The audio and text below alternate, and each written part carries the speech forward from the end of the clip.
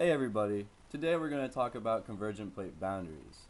Now, first off, what is a convergent plate boundary? To keep it simple, the name itself basically explains it all. It's when two plates converge on each other.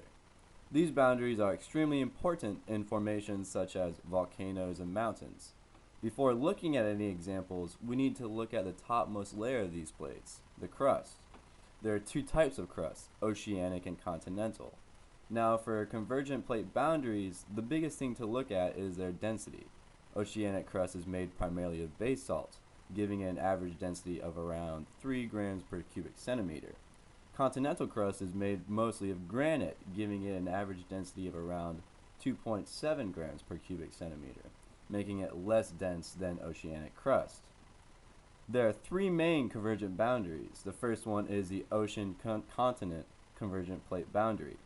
When these plates converge, the denser plate, which is the oceanic plate, will be forced below the less dense plate, which is the continent plate.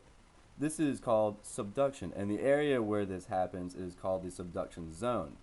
Now, at this subduction zone, water travels with the subducted slab and is released into the mantle, resulting in melting of the lithosphere, which travels upward and creates igneous activity at the surface. This activity results in the formation of volcanic arcs of stratovolcanoes parallel to the subduction zone. Next is the ocean-ocean convergent plate boundary. This boundary is extremely similar to ocean-continent convergent plate boundary, except that it happens in the ocean. Volcanoes start to form underwater and rise above, creating volcanic island arcs parallel to the subduction zone.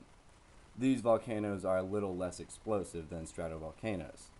Lastly, there is the continent-continent convergent plate boundary. This plate boundary is a little different. Since two plates of the same density collide, there isn't a subduction zone of the crust. Instead, they compress and crumple.